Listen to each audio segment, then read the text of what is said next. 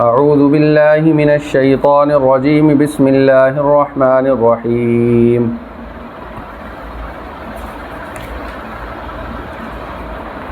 قل هو اللہ احد اللہ الصمد لم یلد ولم یولد ولم یکن له کفوا احد صدق اللہ العظیم۔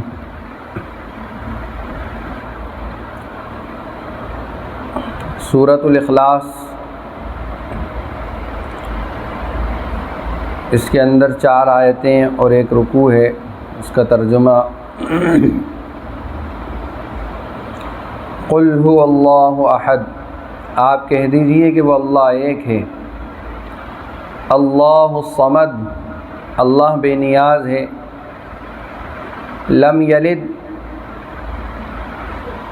نہ اس نے کسی کو جنا ہے، ولم یولد، اور نہ وہ جنا گیا ہے، ولم یکن لہ کفوا احد، اور نہ ہی کوئی اس کا ہمسر، اس کا کوئی برابر ہے۔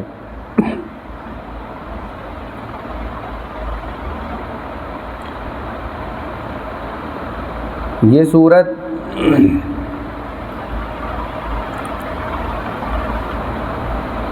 کی بہت ساری فضیلتیں بھی ہیں، اور اس کا شان نزول یہ ہے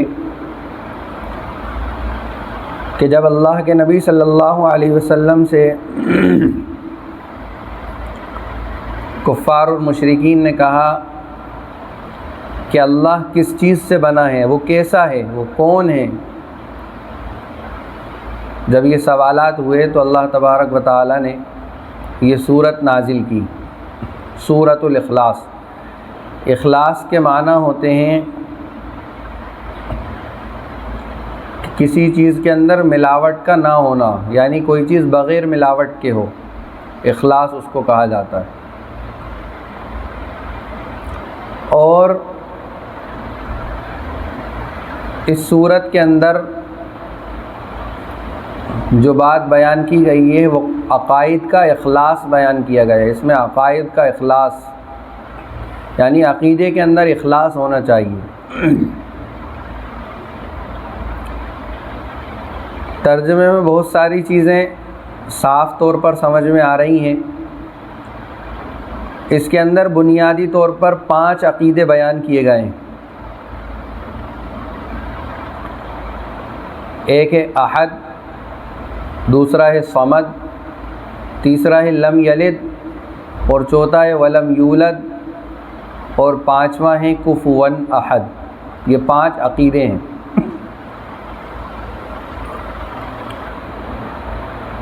سب سے پہلا جو عقیدہ احد بیان کیا گیا ہے وہ ان لوگوں کے جواب میں ہے جو بہت سارے خداؤں کا تصور کرتے ہیں، جو بہت سارے خداؤں میں ایک خدا کے ساتھ بہت سارے خداؤں کو شریک ٹھہراتے ہیں۔ ان کو یہ جواب دیا گیا ہے کہ اللہ احد، اللہ تو ایک ہے، اکیلا ہے، اس کا کوئی شریک نہیں۔ جس طرح تمہارے ارباب ہیں، اس طرح اسلام کے اندر رب ہے جو اکیلا ہے۔ اسلام کے اندر رب ہے جس کو اللہ کہا جاتا ہے۔ یہ پہلا اور بنیادی عقیدہ ہے۔ آج کل ایتھسٹ لوگ پیدا ہو رہے ہیں جن کا ماننا یہ ہوتا ہے کہ دنیا کا کوئی چلانے والا اور کوئی بنانے والا نہیں ہے، یہ دنیا خود بخود بن گئی اور ایک دھماکہ ہوا اور اس دھماکے سے یہ دنیا وجود میں آئی۔ ان لوگوں کا یہ عقیدہ ہے۔ تو اللہ تبارک و تعالی نے فرمایا اللہ احد، کہ اللہ ہے جو ایک ہے، تنہا ہے، اس کا کوئی شریک نہیں، نہ اس کی ذات میں اس کا کوئی شریک ہے، نہ اس کی صفات میں اس کا کوئی شریک ہے۔ بعض لوگوں نے ذات میں تو شریک نہیں کیا لیکن صفات کے اندر شریک کیا۔ صفات میں کیسا شریک کیا کہ اللہ تبارک و تعالیٰ کو بہت سارے کام کرنا تھے تو اللہ تبارک و تعالیٰ نے اپنے کاموں کو بانٹ دیا، تقسیم کر دیا۔ تو فلاں دیوی جو ہے وہ بارش کی ذمہ داری اس کے اوپر ہے، روزی کی ذمہ داری کسی اور دیوی کے اوپر ہے۔ اس طرح بہت سارے عقائد گڑھ لیے، بہت سارے عقائد بنا لیے، اور بہت سارے ارباب، بہت سارے رب بنا لیے۔ تو اللہ تبارک و تعالیٰ نے یہاں اس کا جواب دیا ہے کہ آپ کہہ دیجئے ان لوگوں سے کہ وہ اللہ ایک ہے، وہ رب العالمین ہے، تمام جہانوں کا رب ہے، وہ ایک ہے۔ اللہ الصمد، وہ اللہ کیسا ہے کہ وہ اللہ بے نیاز ہے، کسی کا محتاج نہیں ہے کہ اس کو کسی پانی کی ذمہ داری دینے کے لیے کسی کی محتاجگی ہے، یا روزی اپنی مخلوق، جس مخلوق کو اس رب نے بغیر کسی نمونے کے اور بغیر کسی ماڈل کے پیدا کیا ہے، وہ اس کا محتاج نہیں ہے کہ وہ کسی کو یہ ذمہ داری دے کہ چلو تمہیں ہم یہ ذمہ داری دیتے ہیں کہ تم ہماری مخلوق تک روزی پہنچاؤ۔ وہ بے نیاز ہے، وہ جو کرتا ہے تنہا کرتا ہے۔ اس نے دوسروں کی خدمت کے لیے مخلوق کو لگا رکھا ہے، حالانکہ اسے کوئی ضرورت نہیں ہے۔ اللہ الصمد، یہ ہے الصمد، بے نیاز۔ اس لیے بہت سارے لوگ نام رکھتے ہیں تو صمد کہتے ہیں، حالانکہ یہ کہنا درست نہیں ہے، اس لیے کہ انسان تو محتاج ہے، یہ تو اللہ کی ذات ہے جو محتاج نہیں ہے۔ اگر کسی کا نام صمد ہو تو اس کو عبد الصمد کہہ کر پکارنا چاہیے، بلانا چاہیے، یا نام رکھیں تو عبد الصمد نام رکھنا چاہیے۔ تیسری صفت بیان کی، لم یلد۔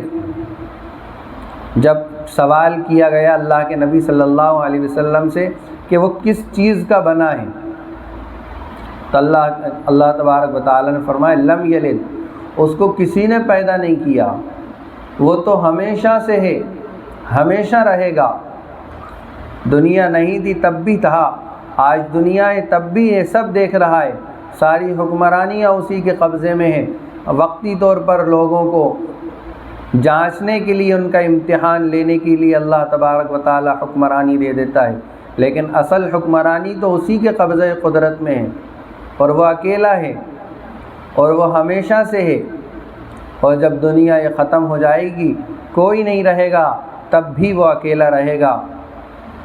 ساری دنیا کو ختم کرنے کے بعد وہ پوچھے گا فَأَيْنَ اللَّهُ، بتاؤ اللہ کہاں ہیں، کون ہے جو سارے جہاں کو پالنے والا اور سارے جہاں کا چلانے والا ہے۔ لم یلد، کہ اس کو کسی نے نہیں پیدا کیا، ولم یولد، اور نہ وہ کسی سے، اور نہ اس نے کسی کو پیدا کیا ہے۔ یعنی جس طرح ایک انسانی سلسلہ چلتا ہے، اس طرح کوئی سلسلہ وہاں چلا نہیں ہے، نہ تو اس نے کسی کو پیدا کیا ہے اور نہ وہ کسی سے پیدا ہوا ہے، کہ اس کے ماں باپ کوئی نہیں، اس کی اولاد کوئی نہیں، اس کے بچے کوئی نہیں، اکیلا ہے وہ۔ بعض لوگوں کا عقیدہ تھا کہ یہود نے اور نصارہ نے، وقالت الیہود عزیر ابن اللہ، یہود نے عزیر علیہ السلام کو اللہ کا بیٹا قرار دیا، اور نصارہ نے عیسیٰ علیہ السلام کو اللہ کا بیٹا قرار دیا، اور کفار اور مشرکین نے فرشتوں کو اللہ کی بیٹی بتایا۔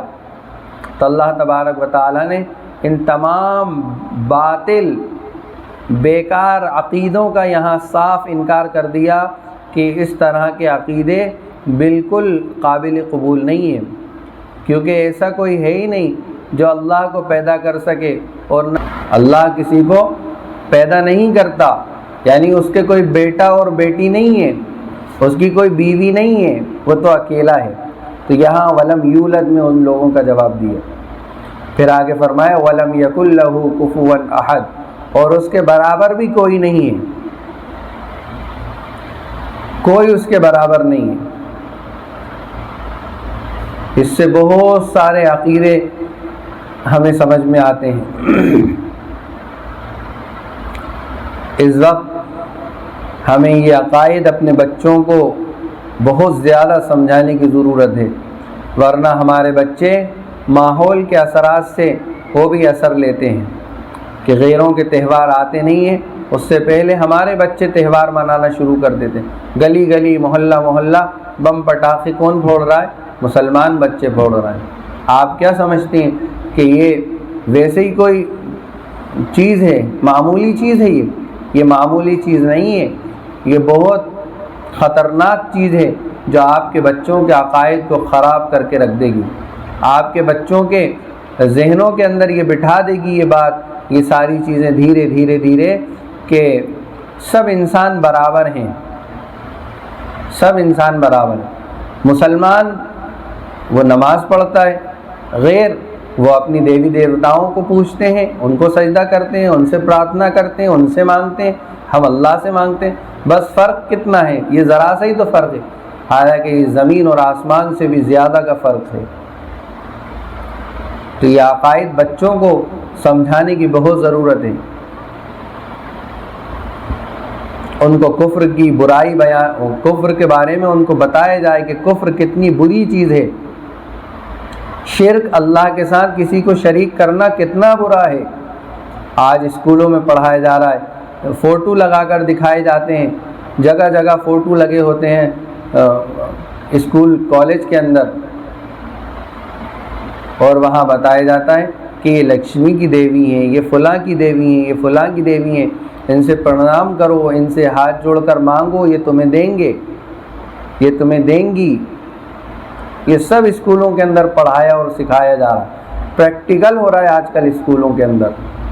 اگر ہم نے اپنے بچوں کو نہیں بتایا کہ بیٹا اللہ کے سوا کسی سے نہیں مانگتے، اللہ کے سوا کسی سے نہیں مانگنا، اللہ کے سوا کسی سے نہیں ڈرنا، اللہ کے سوا کسی کو اپنا معبود اور اپنا رب نہیں ماننا، یہ بچوں کو سکھانے کی ضرورت ہے۔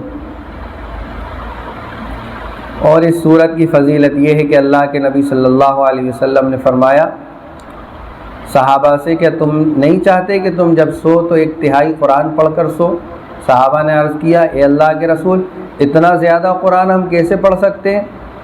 تو اللہ کے نبی صلی اللہ علیہ وسلم نے فرمایا کہ سورہ اخلاص جو ہے وہ 1/3 قرآن کے برابر ثواب رکھتی ہے۔